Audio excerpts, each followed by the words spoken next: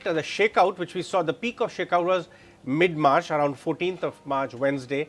There was almost a 10 to 11% fall from recent highs on mid-cap and small-cap. And one house which has been making investors cautious about the small and mid-cap and end of the market for some time now, and got it very accurately, was DSP. And of course, the very deep work, and very simply, they are putting out data for the benefit of investors, the entire ecosystem, via the Netra report, which is becoming very popular among investors. I must congratulate Kalpen Parekh, who's joining us from DSP now to talk more about things the way they see it. Kalpen, afternoon. Thank you so much for your time. Really good work you and your team is putting out, some great data. In fact, it's just not garnering assets, but also educating the ecosystem and learning together, which I really appreciate about your house. But this calling out froth in the small and mid cap very early on. In fact, the buzz may have gotten louder in the last 2 weeks, but the melting of the indices actually started first or second week of Feb. Do you think the adjustment for now is done after accurately calling it out, or you think not entirely? Thanks for inviting me, firstly, Ajaya, and also very, and with discipline, inviting us to talk using Netra as an anchor. And this has been an effort for the last 3 years, almost 36 months, where we release this document every month. And you have been proactively doing a discussion around this.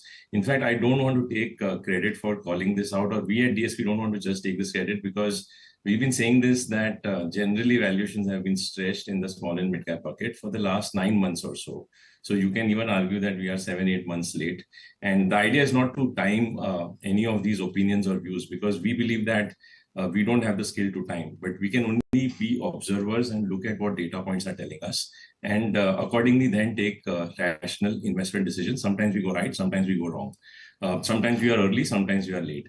Our thesis is that, compared to, in the last 3 years post-COVID, COVID fall created a very strong base for all good companies across the market cap space.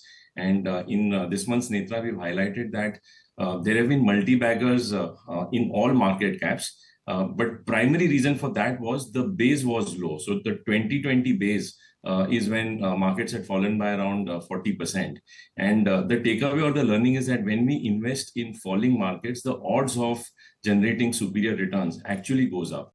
And particularly in 2020, we were sitting on a 3-year low for small and mid caps, because the first sharp correction had happened in 2018. So from 2018 to 2019, small caps had fallen, and then COVID happened. So they had another round of fall. Post-COVID and post-lockdowns, most companies belt tightened, and we saw a significant improvement in margins, and then revenue growth came back, and valuations were low. So this is like the holy trinity where operating metrics improve, valuations were low, and then flows also took off in the last 3 years. So we have seen increased allocation towards small and mid cap stocks, intentionally and unintentionally, by retail as well as high net worth individuals. So all these three things coming together led to the small and mid cap segment, and overall the market, crossing their long-term averages in terms of valuation, or whatever they deserve as valuation, keeping their operating metrics in mind. So in that context, we felt that prices are, maybe a year ahead of what they should be. And part correction has happened, let's say, in the last 2-3 weeks.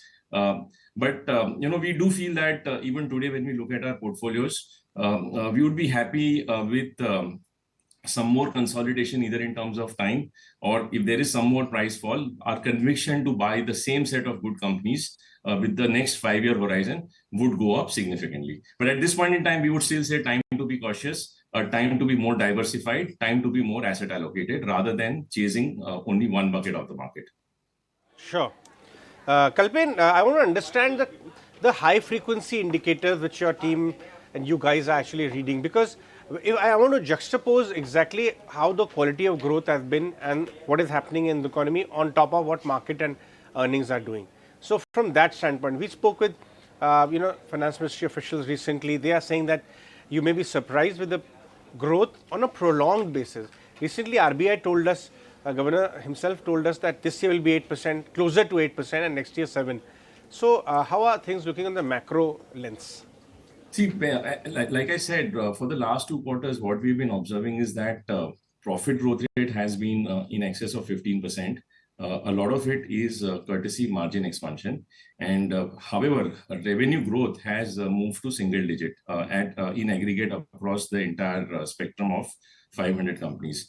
So I think a sign of some bit of caution or consolidation that we see is that if now revenue growth is a bit slower, and margin expansion has already played out in the last few quarters, and if that now plateaus, overlay that with already high valuations, and I think as we have seen in the last few weeks, a lot of announcements by either promoters to raise new capital or global shareholders of Indian companies also coming up with some bit of selling, which could neutralize the strong inflows that are coming from domestic investors. When we look at these 3-4 parameters, we feel that it is time to be a bit more prudent rather than be a bit more aggressive, just because we have seen a 5-10% correction in broader indices. As you rightly started off, Nifty is still at all-time high.